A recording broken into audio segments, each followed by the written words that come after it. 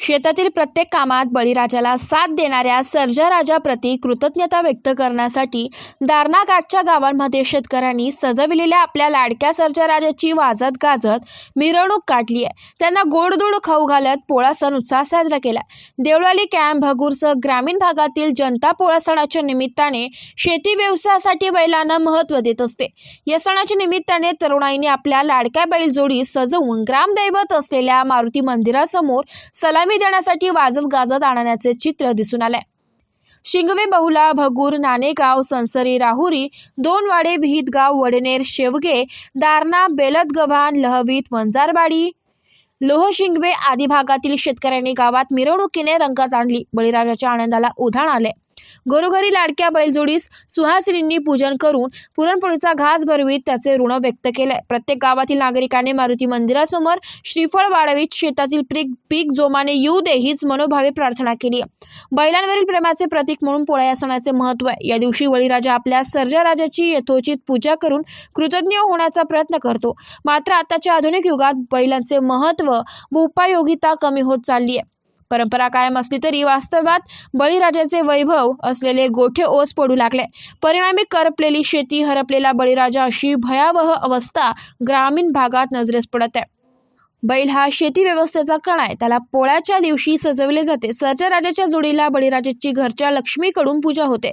शेतीच्या मशागतीसाठी जुंपलेली बैलजोडी व त्यांच्यासोबत कष्ट करणारा बळीराजा या सवंगड्यांचं जीवाभावाचं नातं असतं। सकाळी सकाळी गोठ्यातील बैल सोडून त्यांना सोबत घेऊन शेतशिवारात जाण्याचे चित्र ग्रामीण भागात पाहावयास मिळत होते, पण आता त्याचे प्रमाण 15-20% उरले। वाढते शहरीकरण व विभक्त कुटुंब पद्धतीसह आधुनिकीकरणामुळे बैलांची संख्या कमी होत चालली आहे। विभक्त कुटुंब पद्धतीमुळे शेतीचे तुकडे झाल्याने शेतकरी अल्पभूधारक होत आहे। यांचा परिणाम त्यांच्या उत्पन्नात होऊन पशुधन पाळणे अवघड होत आहे। घटलेले शेती क्षेत्र, चाऱ्याचा भेडसावणारा प्रश्न, खाद्याचे वाढणारे दर यामुळे ही बैल सांभाळण्याचे प्रमाण कमी झाले। आधुनिकीकरणाच्या युगात कृषी क्षेत्रातही मोठे बदल घडून आले। शेतजमिनीवर बैलांचे पाण्याचा मान असायचा तो काळ मागे पडलाय। आता तर शेतीच्या कामात नांगरणं, वखरणं, पेरणी व फवारणी अशी सर्वच कामे ट्रॅक्टरच्या साहाय्याने केली जाते। कृषी कार्यात यांत्रिकीकरण आल्याने पारंपरिक अवजारांची जागा यंत्राने घेतली। बैलजोडीद्वारे दिवसभर चालणारी कामे काही तासातच होऊ लागली।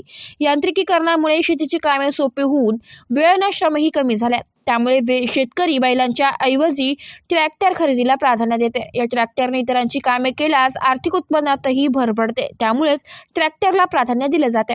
वाढत्या महागाईबरोबर बैलजोडी पाळणे, त्यांची निगा राखणे, दररोज चारा उपलब्ध करणे, खाद्य पुरविणे या बाबी आर्थिकदृष्ट्या परवडत नसल्याने बळीराजाकडे बैल पोहोचण्याचे प्रमाण कमी होत चालले। काही मंडळी व उदरनिर्वाहासाठी बैलजोडीचा उपयोग म्हणून बैलांना पोसत आहे। अल्पभूधारक शेतकऱ्यांची वाढत चाललेली संख्या, मशागतीसाठी यंत्राचा वापर, चारा उपलब्धतेत होणारी घट व बैलांचे संगोपन करणे अवघड बनत असल्याने शेतकऱ्यांकडील बैलांची संख्या दिवसेंदिवस कमी होत आहे।